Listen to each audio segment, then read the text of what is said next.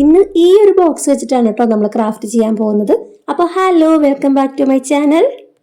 ഇത് നെസ്റ്റോയിന്ന് ഡോണറ്റ് വാങ്ങുമ്പോൾ കിട്ടുന്ന ബോക്സ് ആണ് കേട്ടോ. രണ്ട് സൈഡും ഒരേപോലെ ഇരിക്കുന്ന ബോക്സ് കണ്ടപ്പം ഒരു രസം തോന്നി. ഇനി കുറച്ച് ഹൈറ്റ് കിട്ടാൻ വേണ്ടിയിട്ട് ഒരു തെർമോക്കോളിന്റെ പീസ് ഞാൻ അതിനുള്ള ഇറക്കി വെക്കുന്നുണ്ട് കേട്ടോ. ഇനി ഇതിലേക്ക് വേണ്ടിയിട്ട് ഫ്ലവർ ഉണ്ടാക്കുകയാണ്. നമ്മൾ നേരത്തെ ഉണ്ടാക്കിയിട്ടുണ്ട്. ഈ ഒരു രീതിയിൽ തന്നെയാണ് നമ്മൾ നേരത്തെ ഉണ്ടാക്കിയിരിക്കുന്നത്. ഇനി ആ വീഡിയോസ് ഒന്നും കാണാത്തവർക്ക് വേണ്ടിയിട്ടാണ് ഒന്നും കൂടി കാണിക്കുന്നത് കേട്ടോ.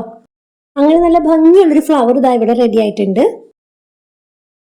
അങ്ങനെ പല കളറിൽ ഞാനിവിടെ കുറച്ച് ഫ്ലവേഴ്സ് ഉണ്ടാക്കി വെച്ചിട്ടുണ്ട്. ഇനി ഓരോ ഫ്ലവേഴ്സ് ആയിട്ട് നമുക്ക് ഇതാ തെർമോക്കോളിലേക്ക് ഒട്ടിച്ചെടുക്കണം. ആദ്യം ഫ്ലവേഴ്സ് നമ്മളൊന്ന് മടക്കി ഒന്ന് കോൺ പോലെ ഒരു രീതിയിലാക്കണം കേട്ടോ. അതിനെന്താ ആ ഒരു പെറ്റലിലേക്ക് പശ തേച്ചിട്ട് അതെ അടുത്ത പെറ്റൽ ഇങ്ങനെ ഒട്ടിക്കുകയാണ് കേട്ടോ.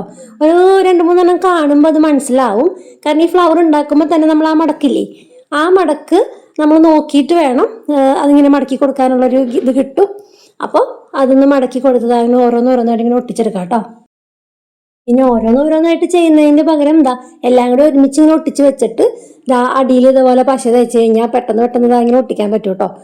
ഇത് നമ്മൾ പൂക്കള് ഒന്ന് പാക്ക് ചെയ്ത് വാങ്ങിച്ചാൽ എങ്ങനെ ഇരിക്കും, അതൊരു മൈൻഡിൽ വന്നിട്ടാണ് ഞാൻ ഈ ഒരു രീതിയിൽ ഒരു ക്രാഫ്റ്റ് ചെയ്യാന്ന് വിചാരിച്ചത്. ഇത് വിചാരിച്ച പോലെയല്ല, അറേഞ്ച് ചെയ്ത് കൊടുക്കാനായിട്ട് ഇച്ചിരി ബുദ്ധിമുട്ടുണ്ടായിരുന്നു. ഇനി നമ്മുടെ ഫ്ലവേഴ്സിന്റെ സെന്ററിലായിട്ട് കുറച്ചിങ്ങനെ പശ തേച്ച് കൊടുക്കുക. നമുക്ക് സെന്ററിൽ അതിന്റെ ഒരു പൂമ്പൊടി സെറ്റ് ചെയ്ത് കൊടുക്കണ്ടേ. അപ്പൊ അതിന് വേണ്ടിയിട്ട് നമ്മൾ ടിഷ്യൂ പേപ്പർ ആണ് കേട്ടോ എടുക്കുന്നത്. ടിഷ്യൂ പേപ്പർ വൈറ്റ് ആയാലും കുഴപ്പമില്ല. അപ്പൊ അതൊക്കെ അതെങ്ങനെ എടുത്തിട്ട് ഒന്ന് ചുരുട്ടിയിട്ട് ആ സെന്ററിൽ നമ്മൾ പശ തേച്ച് കൊടുത്തതിന്റെ മുകളിലേക്ക് ഇങ്ങനെ ഓരോന്നോരോന്നായിട്ട് ഇങ്ങനെ ഒട്ടിച്ചെടുത്താൽ മതി. ഇനി അതിലേക്ക് നമുക്ക് പെയിന്റ് അടിച്ചു കൊടുക്കാം കേട്ടോ. കുറച്ച് എണ്ണത്തിന്റെ ഉള്ളിലേക്ക് നമുക്ക് യെല്ലോ കളർ പെയിന്റ് എടുക്കാം.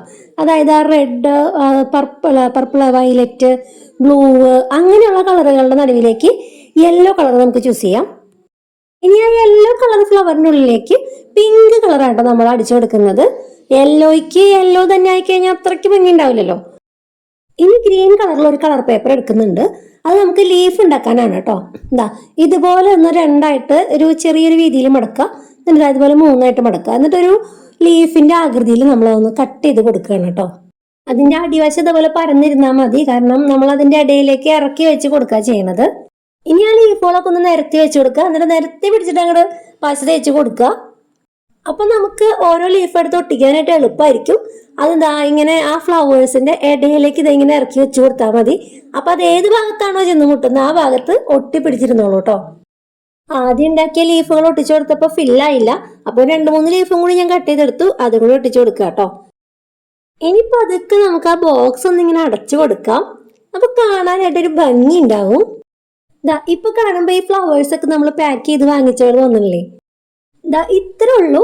പല കളറുള്ള പേപ്പറുകൾ ഉപയോഗിച്ച് കഴിഞ്ഞപ്പം ഒരു കളർഫുൾ ആയിട്ടില്ലത്. ഇത് ആർക്കൊക്കെ ഇഷ്ടപ്പെടും എന്നറിയില്ല. കാര്യം ഇത് എന്റെ മനസ്സിൽ തോന്നിയിട്ടുള്ള ഒരു കാര്യം ഞാൻ ചെയ്തതാണ് കേട്ടോ. അപ്പൊ നിങ്ങൾക്ക് ഇത് ഇഷ്ടപ്പെട്ട് കഴിഞ്ഞാൽ ഒരു ലൈക്ക് അടിക്കണേ. പിന്നെ സബ്സ്ക്രൈബ് ചെയ്യാത്ത കൂട്ടുകാർ സബ്സ്ക്രൈബ് ചെയ്ത് സപ്പോർട്ട് ചെയ്യണം കേട്ടോ.